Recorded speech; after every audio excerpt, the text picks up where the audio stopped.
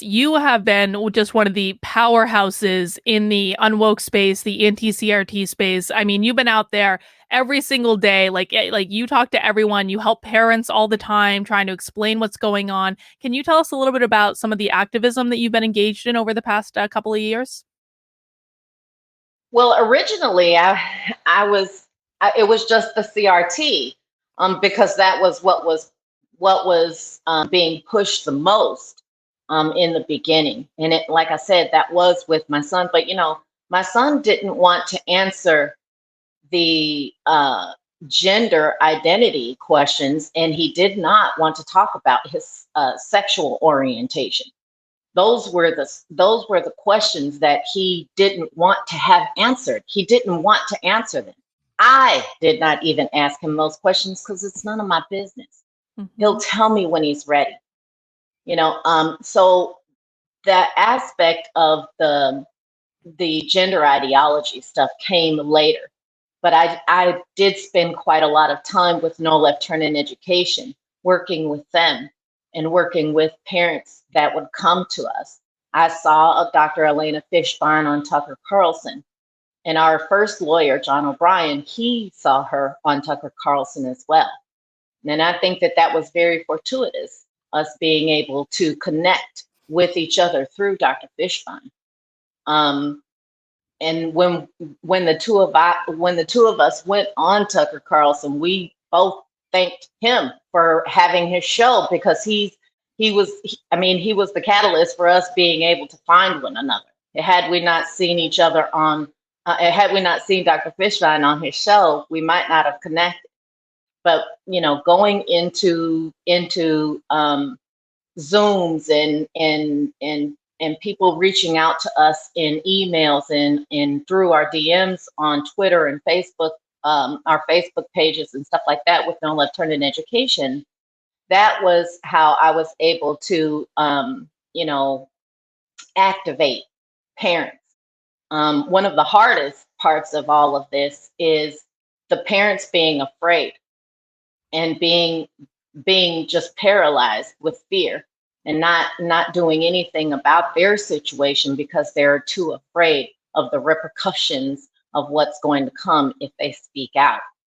But most parents have the same case that we have. Most parents, if you have a child in school, your child has been given a survey asking these things, and worse. Some of them are worse, and not many people are fighting back because it's terrifying. It Hmm. is.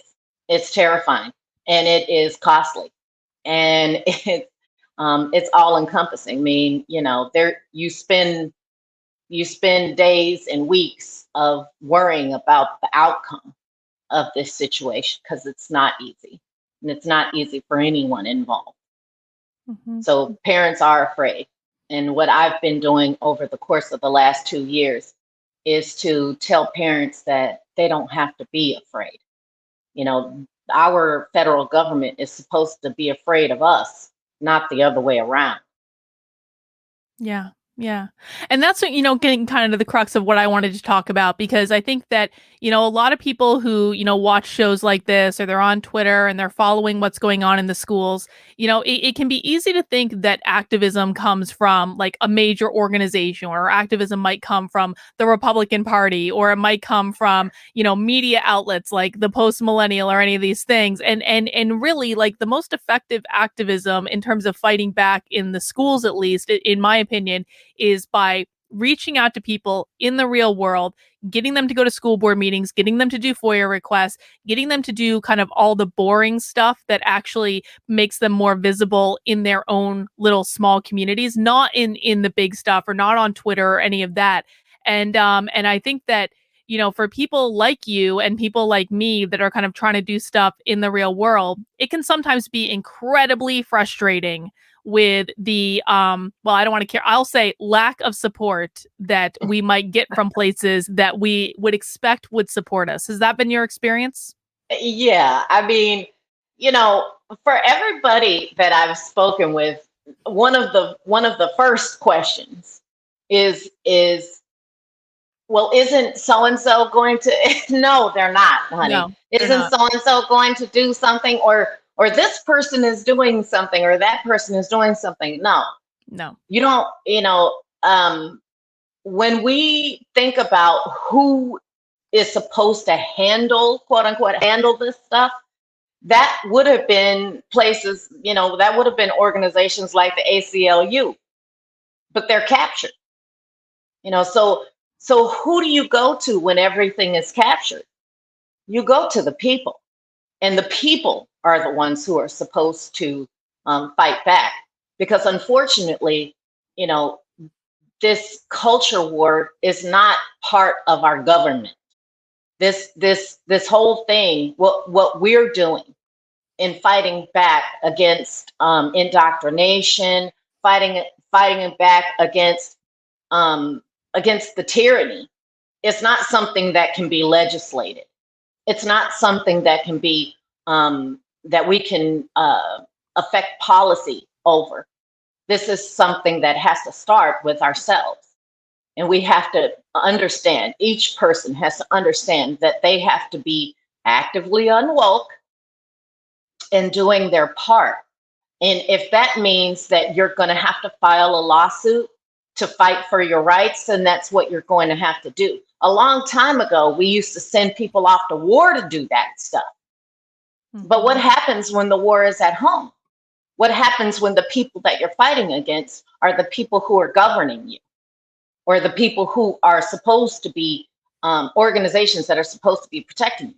You have to fight against them, and you have to do that starting within your own home, and activate yourself and get out there and go to work, because the people who you think are there to help you, they are not.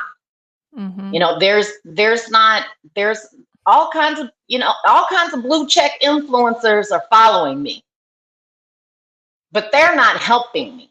Nope. They're following me on Twitter to see what I'm going to do, but they're not following me. And I can tell you, I have gotten more questions from people like doctors and politicians about what to do. You're asking me what to do? Like, you don't know? That's terrifying. When I'm it, that's terrifying. People are supposed to know their rights, and we're not supposed to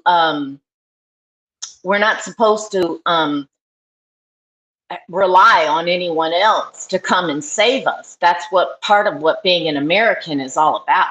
And somehow the majority of us have forgotten that. And so we think that these people are coming to save us, and they're not. Your politicians aren't coming to save you. Your influencers are not coming to save you. It's not, there's not some organization that's there to protect you from this and that. They're not. There are, public interest law firms and stuff like that that are there to help you, but they only go so far. We've had 3 public interest law firms helping us at any given time. We're still represented by a public interest law firm, Liberty Justice Center, and they're doing a great job. But ultimately they only do so much. The activism is me. And I don't have an assistant or any of that nonsense. It's just me. It's just me going out there and talking to parents. It's just me going out there and standing in front of groups, and me making calls and FOIA requests and all of that stuff. Even when there is a group, that group is only limited, because everybody that works in that group, they're all volunteers. Nobody is getting paid for this stuff.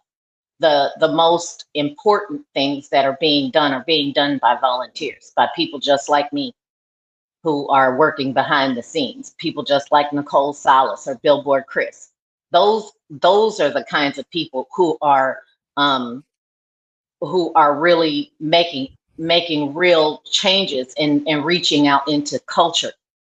Of course, there are a lot of other people who are doing really great work, and they're funded. But the ultimate um, grunt work, is going to be done by us, by the people. And Hmm. it's not fun, and it's not easy. It's not sexy either. There's No. nothing sexy about having to, go through, emails and reading all the emails of some school board member and reading how much they hate you and how much they're trying to ruin you and your children. That is it's a heavy weight to carry. But I'm doing the grunt work because it's necessary. Mhm. Everybody should